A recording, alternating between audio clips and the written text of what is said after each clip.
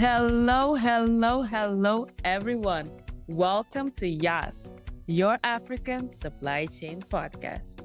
I am your host, Stella Jaqueta. And in this podcast, we discuss various topics that affect my beautiful, your beautiful, uncomplicated African supply chains.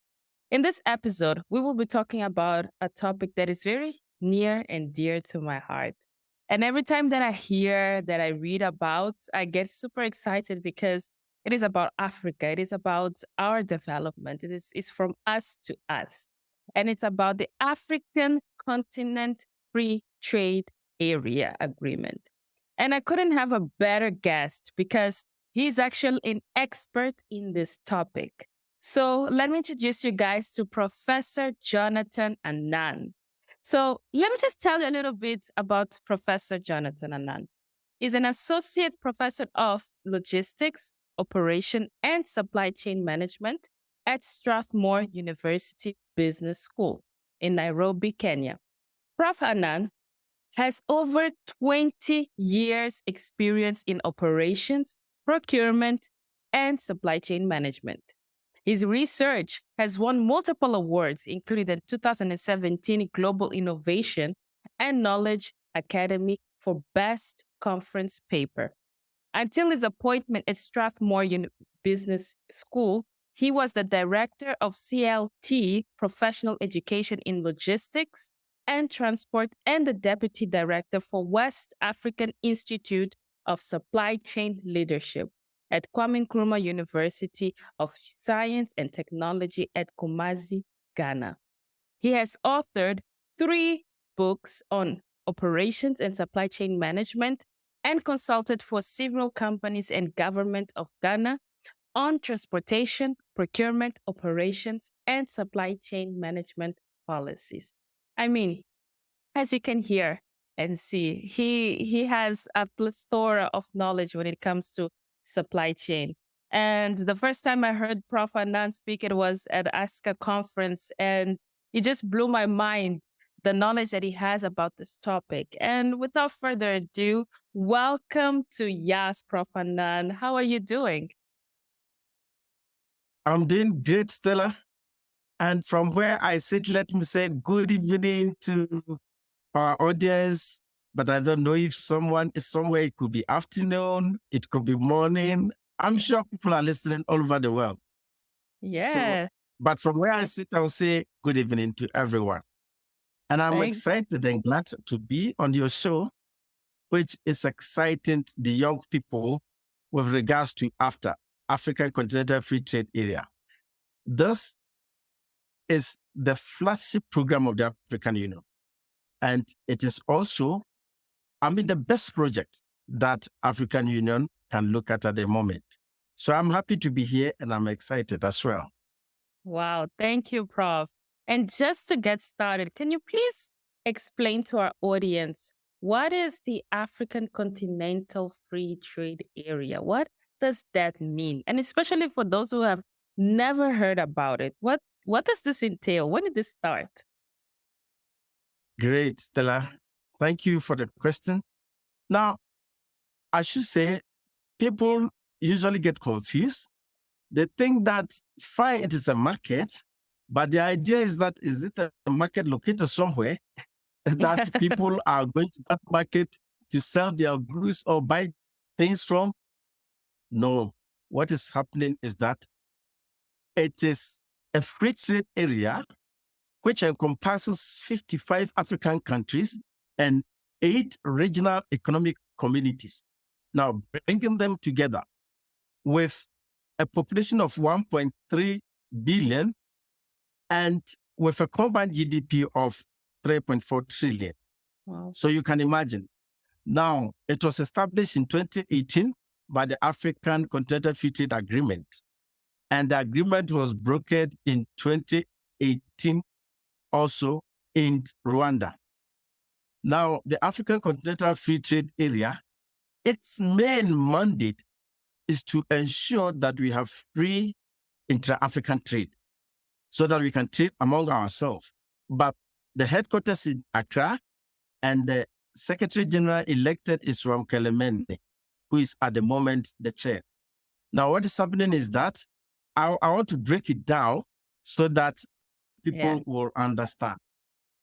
Policies are going to be made, which have started the implementation, so that there are going to be agreements among all the African countries. Wow. Some of the agreements will be harmonization of custom rules and regulations, so that we can now travel from one country to another to transact our businesses. There are several mandates for AfCFTA to do, and I believe they are part of maybe some of the things you asked me. So I don't have to preempt my listeners. So for now, I can say that it's a free trade area comprising 55 African countries and 8 regional blocs who are putting down documentation to enhance free trade among African countries. Yes, thank you, Prof.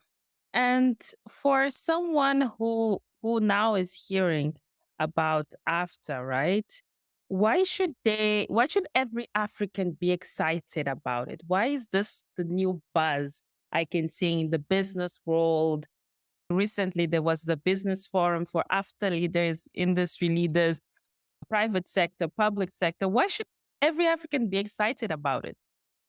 Grace, because this is something from heaven given to Africans. So that is why we all have to be excited. A World Bank report estimates that AfCFTA will increase income by 450 billion by 2035.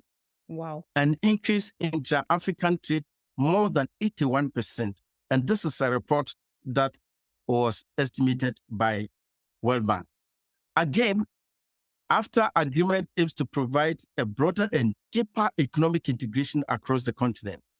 Now we are going to have areas like the special economic zones, which will now bring in knowledge, investments to young ones. And in all these, it is going to do what? The benefits are going to be creation of employment for the youth, unemployment to be reduced. There could be new innovations among African countries in terms of productive capacities. So African countries should be excited. We should be happy. Again, elimination of trade barriers. All trade barriers will be eliminated to make it seamless with regards to trading among African countries. And I believe this will bring a lot of opportunities with regards to productive capacities of African countries. And therefore, I believe strongly that African countries should be excited. Yes. And I like what you just said. Some of the key benefits is the integration part, because historically we have not been trading easily with each other. It's some of them, some countries or even some businesses, especially small, medium businesses, they can say that it's easier to import from China or from Asia, right? Rather than importing from our fellow African countries, because again, the trade barriers or the cost of bringing the product here can be astronomical. So even apart from the trade barriers, Prof, what are some of the key issues that AfCFTA is also addressing? What I would say here is that, in fact, the main mandate is to create a single market for goods and services. In fact, that is the main mandate. And also, apart from that, to create a liberalized market for goods and services through successive negotiations and implementations. And then also contribute to the movement of capital and goods. I mean, if you're able to trade among ourselves, I mean the African countries, it will give us a lot of impetus. Again, we are also to promote and attain sustainable and inclusive socio-economic development with regards to gender equality, structural transformation of the state parties. And another mandate given by AfCFTA is to promote industrial development and diversification. You realize that most of the African countries are under-industrialized. You can imagine, I can mention maybe South Africa, and then after South Africa, we can talk of maybe Morocco, Egypt. If you are talking of, industrialization, even Nigeria, which is one of the, greatest economy, they are not so much industrialized like South Africa. So you can imagine the other countries. I don't want to qualify anybody as least developed because African countries, we are almost the same. So permit me to just stay there. Yeah. And in all this, how do we increase our productive capacity? And that is the mandate of AfCFTA. Okay.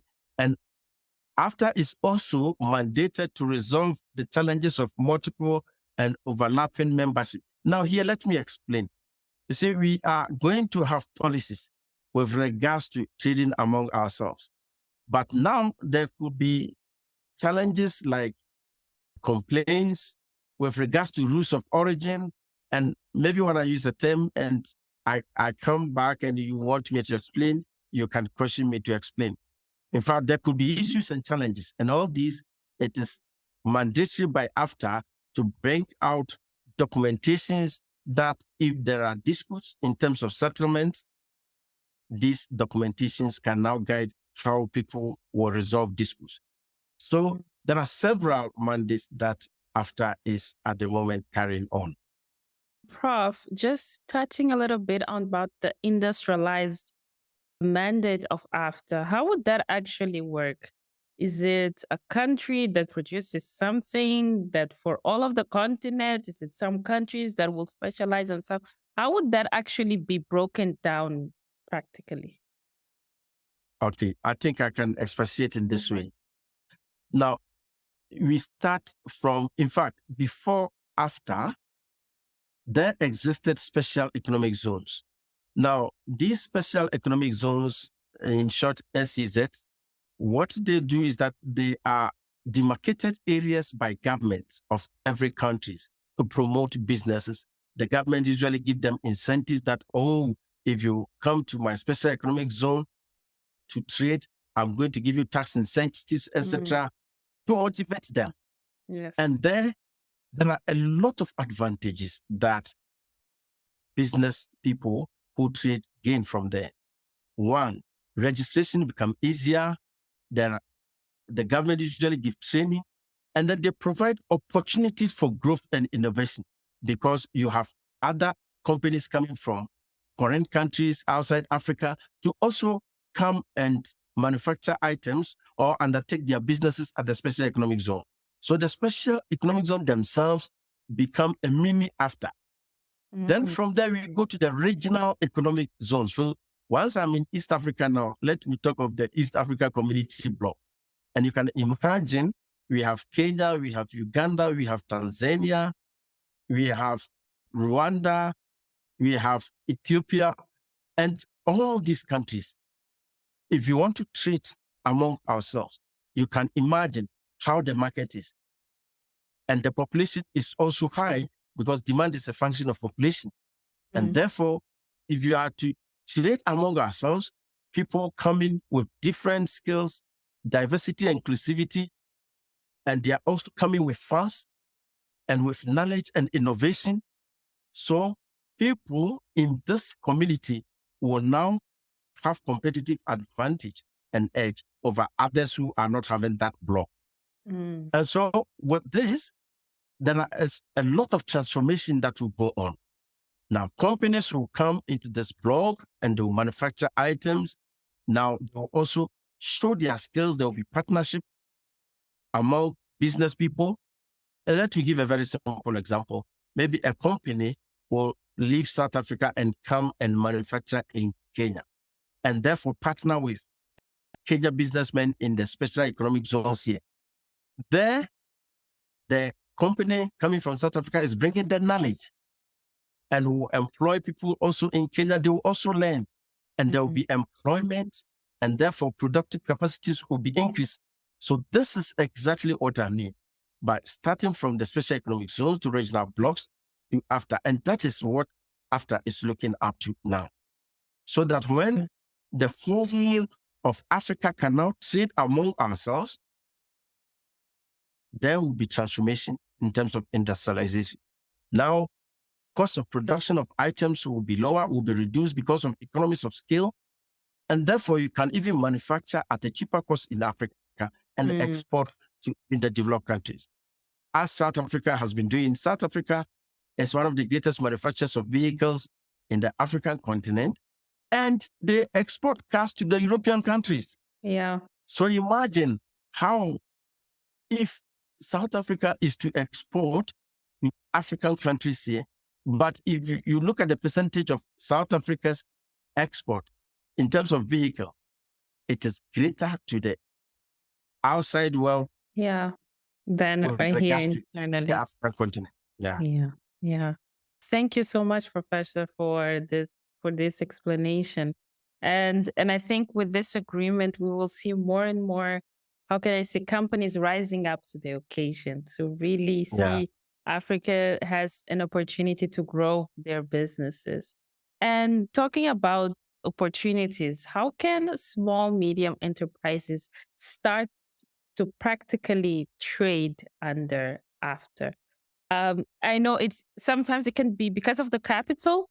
Multinationals, they can have multiple operations in different African countries and get the most out of the trade because they can trade among themselves. But now, how can a small, medium enterprise, let's say a small company in Mozambique, trade with a company in Nigeria, or to a client in Nigeria, or a client in Morocco? So how can that practically happen?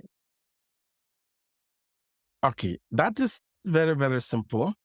I think we will start from the fact that if you are a micro or small and medium enterprise and you need to take advantage of the fact that you will benefit from all the documentations that AfCFTA is bringing, I think the first point of call is to have the growth needs strength, to study, to learn, to listen.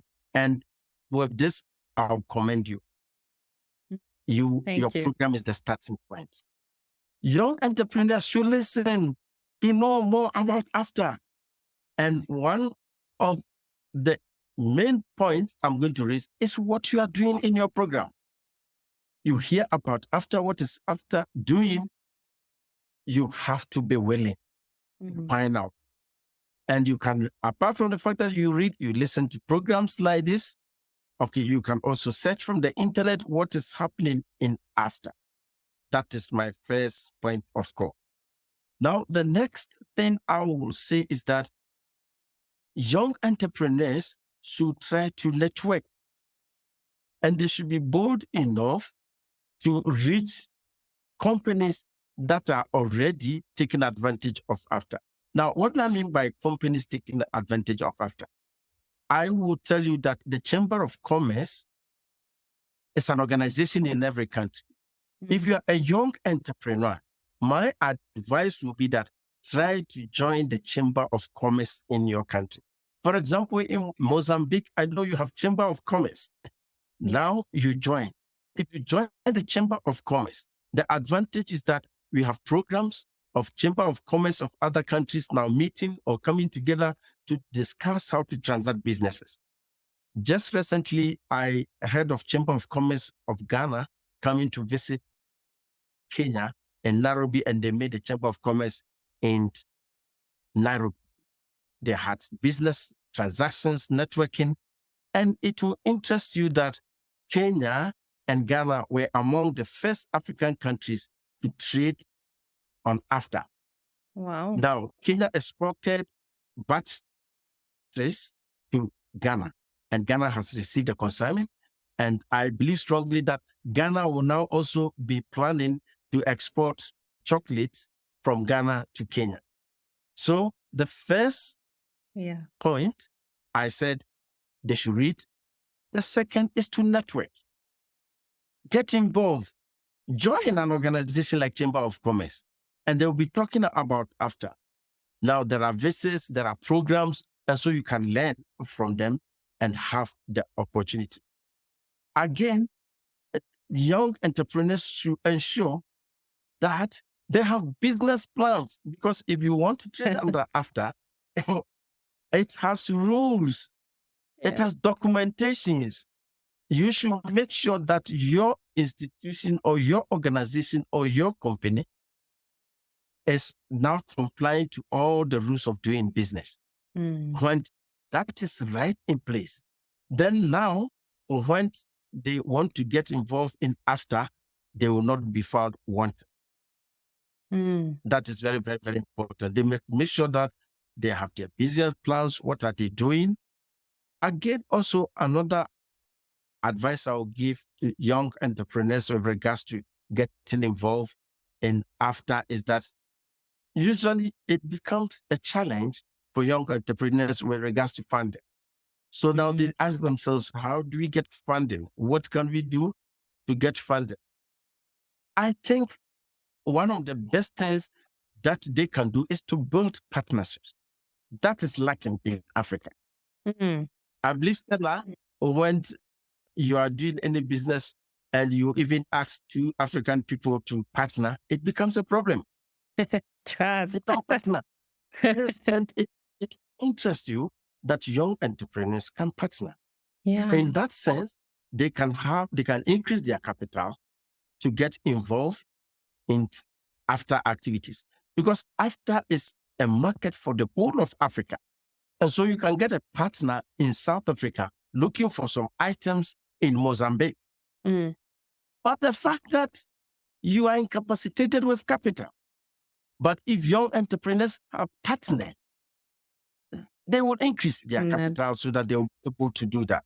Then again, they should also invest in technology. In fact, investing in technology is key with regards to AfCFTA. AfCFTA is a market for the whole of Africa. And if you are not technologically oriented, there are digital platforms where businesses are all over Africa, and it makes undertaking a business seamless. And so my advice is that they should now form partners, have partnership, and ensure that their business plans, their documents are correct. Then also they should develop, to take advantage of AfCFTA, they should develop export strategies. Because it's a market for Africa. So you cannot say you are doing business, you are only in Mozambique. Can you find some items that are needed somewhere in other African countries? It's key. And they can do that by going on the internet, going to the AfCFTA platform, what is happening on the internet with regards to AfCFTA. If you go to the digital platforms of AfCFTA, you can get a lot of information. So they should develop export strategies. What can they export from their individual countries in Africa, and what can they also import? Wow. And so I think that these are some of the issues I can give to your entrepreneurs if they want to take advantage of AfCFTA. Wow. Prof, I was like, how can I write this down? Because these are really key and gold aspects that you just discussed. And something that sometimes we overlook is the fact of getting the information, networking. It's so key in our days. And sometimes we're expecting the full opportunity to fall in our laps and to literally like knock on our doors and be like, hey, I'm here. Let's start trading. But no, we have to go. We have to seek the information. We have to be in the place where the opportunity will find us. What you just spoke about, partnership. Don't just wait to, okay, if I can't find someone in Mozambique, I'm just going to be stuck. No, you can have someone from Ghana. You can have someone from Kenya. You can have someone from South Africa. Like partnership. And how does that happen? Networking. So, Prof, you just illustrated to us exactly how we can practically go about and actually trade under AfCFTA. And Prof, one of the main benefits that you have mentioned... Before you go on, let me chip this in. I'm saying that they should also understand the AfCFTA agreement. Because you want to trade, you want to take advantage of AfCFTA, you have to read and understand the AfCFTA agreement. So that is a good point that I want to emphasize. They must understand the AfCFTA agreement. They must read.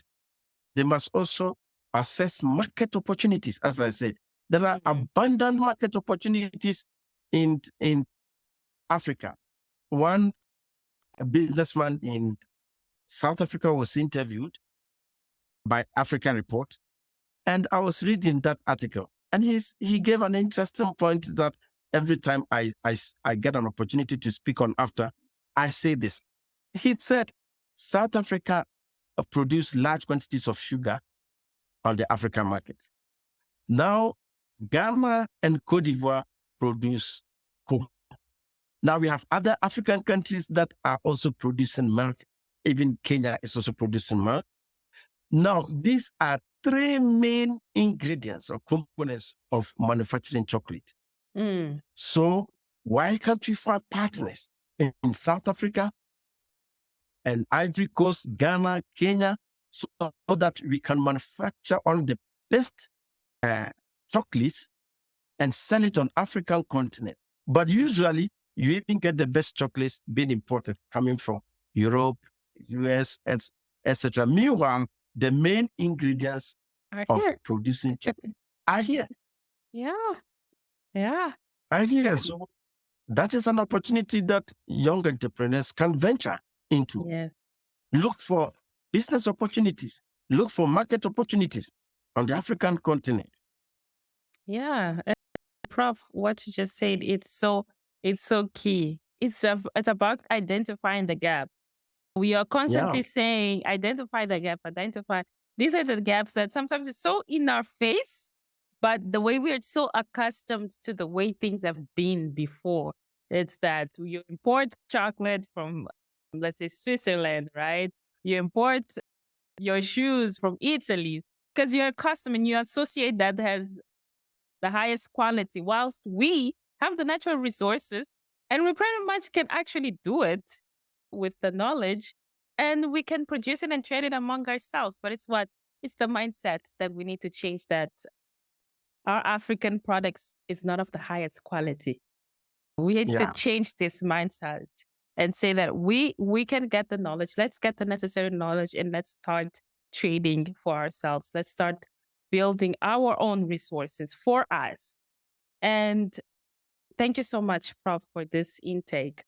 And one of the benefits, Prof, that you have mentioned of AfCFTA is the elimination of import barriers. However, for some countries, imports, they contribute massively for their government budget. So if the trade barriers now reduce, won't that actually affect their income level? Like, was it something that companies jump straight to? Okay, we'll forfeit our import tariffs. It's fine. We'll do it after. Or was it something that countries and governments were reluctant because they're forfeiting this income? So how is that? Good, Stella. For sure, the fear of trade barriers being removed, liberalization of trade, now taking away tariffs is something that African countries are worried about. Even though we are all talking about after, but removal of those regulations, trade barriers, harmonization of custom regulations, the tariffs that will be removed or there will be a reduction in tariffs, the fear is that it is going to affect revenues of those countries. It has been the fear every time. And most people have even undertaken research in that area. UNPAC has also spoken about that. And so it is something which is real. So it is not that Stella is saying about it on this show, but it is a fact. It is real. The least developed countries in Africa get a lot of revenue from these tariffs. And now you want to eliminate the tariffs. What will be the source income? So it's a real concern. But you see, every time for me, I say the issue of economies of scale is key and paramount. Now, if we all agree that there is going to be reduction of tariffs among all African countries so that now you can trade with ease. What is going to happen, Stella, is that people can now import raw materials at a cheaper cost. Because I have import, for example, I can import from South Africa a sugar, but the import duties have been slashed, have been reduced, so I'm importing at a cheaper cost. It is going to affect my cost of production, and therefore I can also export at a cheaper rate or price. So what will happen is that there will be this kind of effect moving from one point to another to bring down cost of production of goods and services. And so I believe strongly that African economies, countries should not be so worried about the reduction in tariffs and elimination of trade barriers. The advantage that will be gained far outweighs if we had not agreed to those issues. So I for my point of view is that those fears are there, but we have better advantage if we allow the agreements to go on with regards to reduction of tariffs and then elimination of trade barriers.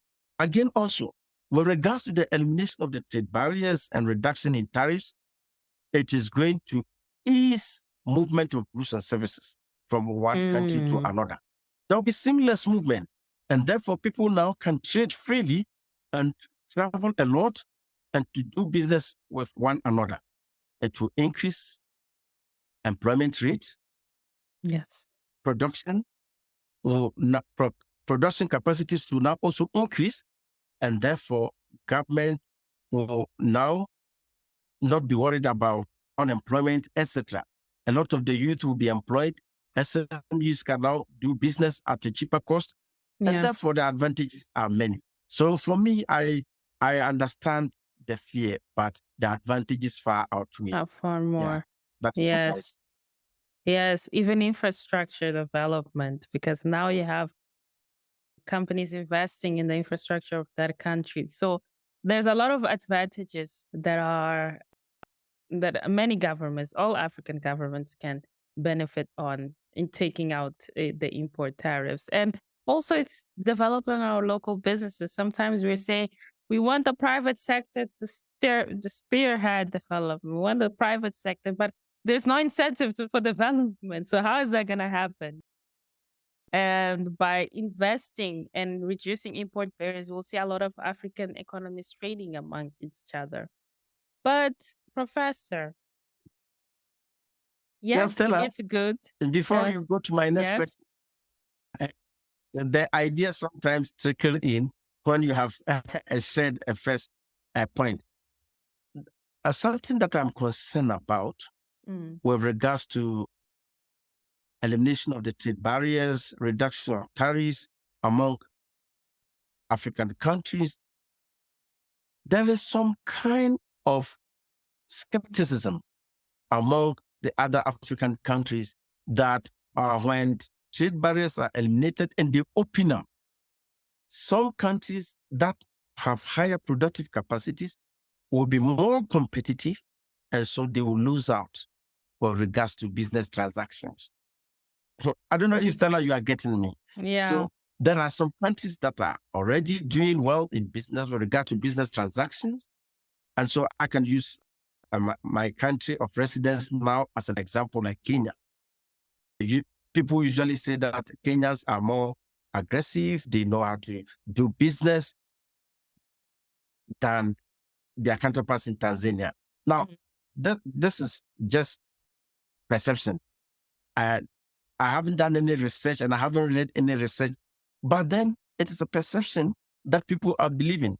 And so business people in Tanzania believe that if there had been elimination of trade barriers, reduction of tariffs so that people can now move freely, businessmen can now move freely from Kenya to Tanzania, the Kenyan businessmen will be more competitive and they will take over even the businesses in Tanzania, and therefore it makes government skeptical.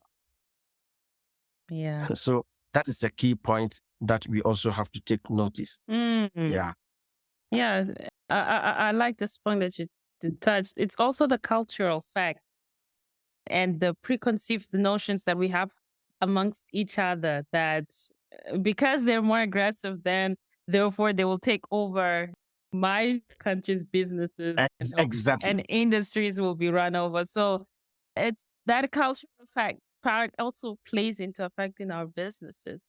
However, Prof, yes, the AfCFTA will unite in terms of business and the whole marketplace, one market for Africa. But let's not ignore that we have a serious problem, which is corruption and deficiency in leadership. Do you think that AfCFTA will come and solve? How can I say not solve, but help adjust? Or is it something that we just have to juggle and accept? Yeah. Okay. Now, this is a dicey question. But what I can say is that there is no way after that is going to eliminate corruption, or it is going to solve the concept or the issue of corruption on this continent. Yeah, but what I believe is that the implementation of AfCFTA, because of the agreements, the policies that are in the agreement, it makes it easier for you to do business, which is quite transparent. For example, we have challenges already, for sure. When you are transacting business among countries, there are a whole lot of challenges under invoice, people not declaring even the root of origin. You see, there are a whole lot of activities that are unethical that goes on there. But with the implementation of AfCFTA, there will be transparency. What do I mean by there will be transparency? If someone is in South Africa and is transacting business with me, now we can use the fact that we don't even have a common currency to deal with. But don't forget that AfCFTA is trying to look at the Pan-African Payment and Settlement System. PASS. The Pan-African Payment and Settlement System. What is it about? Yeah. This Pan-African Payment and Settlement System, it's a system such that if I want to transact business with Stella now in Mozambique, now if I'm importing some items from you, we can now agree that I pay either in my currency here in Kenya, Kenya shillings, or I pay in your currency in Mozambique.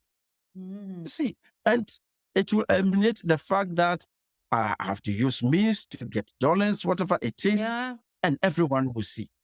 And it will be transparent. So I believe there are a lot of documentations in the agreement that will now eliminate these corruptive practices. But it cannot move away corruption from the continent with regards to the way we do our business. But there will be some kind of transparency. It's a key issue that you have raised. It's a key point that you have raised. Yeah. Yes. And touching about that part of corruption, just for example, at the borders, at the border posts, there can be, the queues can be massive, which now the process is slow, which gives way for corruption. Do you think now with reduction of the import trade barriers, do you think the corruption within the border posts will reduce because of that, or because the import trade barriers be very minimal? Or do you think it's still going to continue the same, and especially the processing of the goods in the border can take forever, sometimes can take days? So do you think that will also be fast-tracked, or it will still take the same time? Good. Now, another point I will make is that governments should take digitalization serious. In fact, if governments take digitalization serious, there will be transparency. Now, all these import duty systems, transparency is key. You see, the traditional way of going about the import duties, now the paperwork that goes on is opportunity for corruption. A lot of paperwork at our borders. Yeah. Now, but when there is digitalization, the system is being viewed by so many people. So it becomes difficult. And so that is why I'm happy about the agreements in the AfCFTA. Digitalization is key. That we have common systems that we all look into. So there is no way that if there is a reduction of tariffs, then it gives room for corruption. I even believe that it will be good for governments. The individual people are working at our borders will be taken advantage, but because of digitalization, it will be difficult for them. So I believe that governments should embrace digitalization seriously with regards to the agreements in AfCFTA, and it will go a long way to eliminate the corruption at our borders. Thank you, Prof. And a curiosity of mine is AfCFTA being financed by external investors or by African governments? That's my first question. Because I saw there's AfRim Bank. It's one of the, if I'm not mistaken on the name, the financiers like partner with AfCFTA. So if it's being financed externally, and when I say externally, it's like overseas countries, right? Investors, either European, US, Asian. Isn't that forfeiting what we're trying to accomplish, like independence, our own independence in terms of our own, using our own financial resources? So can you please explain, or if my question makes sense? Yeah, no, it makes sense. Yeah, it makes sense. Now, with regards to funding,